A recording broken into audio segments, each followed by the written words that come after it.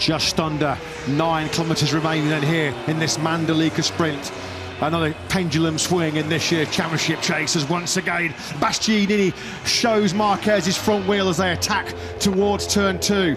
Marquez defending quite brilliantly. When will Bastianini feel like it is his time to make the attack? He still wants to win this sprint, of course, but he knows he has to find a way through quickly on Marquez. Yeah, Bastianini looks like he's got so much more margin. Marquez looks like he's on the absolute ragged edge. No way through into the right-hander of 7 and 8. The best opportunity is to try and stay as close as you can through 8 and 9, but it's then quite a short squirt up to 10. It's going to be a brave move from that far back, but Bastianini has plenty of bravery, and up the inside of Marquez he goes, up into second place. Marquez toughed it out big time on the brakes, didn't he? You knew he was not going to give that place up without an almighty fight. Now then, has it come too late for Bastianini to try and snatch this sprint victory away from Bagnaia? When he made the move on Marquez, he was just under 0.8 of a second back. A lap and a half remaining then for the beast. Yeah, he's going to get 9 points for that, which would move him to within 50 of Jorge Martin at the top of the championship. Martin is in a battle now for 10th place. You can see on the left-hand side of your screens, he's right up behind Jack Miller. Miller, though, is the best part of 2 seconds behind Gian Antonio Bastianini's a little bit wide there into 16. Martin's probably going to fall 1 place short of the points.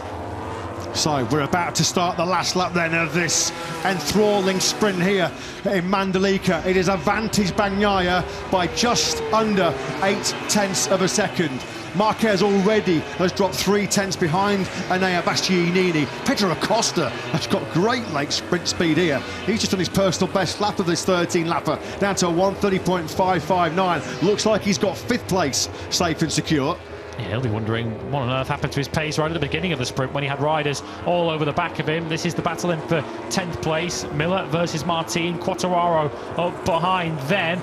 So through the first sector, Bastianini's had a 10th out of Bagnaia. It's down to 0.6 of a second as Martin showing a front wheel behind Jack Miller. As I say, if I was Jorge Martin, given what's on the line here, I'd be perhaps a little bit more risk-averse than he is at the moment. Martin, fueled by anger. Halfway round this final lap, and it looks like Bagnaia at the moment has it covered.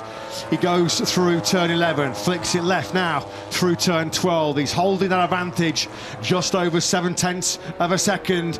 Enea Bastianini, you feel like needed this to be a 14 or 15 lap sprint maybe, because he's just going to run out of time here. Just did not find a way through on Marc Marquez quick enough.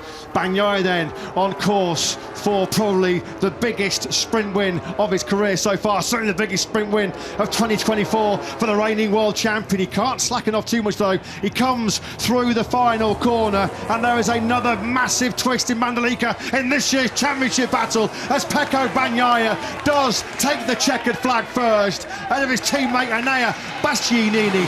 Marc Marquez produces another Saturday stunner from 12th place on the grid to 3rd. Marco Bezzecchi was right in the victory hunt when he made that mistake at turn 10. He was 4th, had a Frankie Morbidelli who produced a brilliant last lap. Something happened to Acosta on the last lap because he was in the mid 1:31s. He was 1.2 seconds behind Frankie Morbidelli. So that cost Acosta 5th place.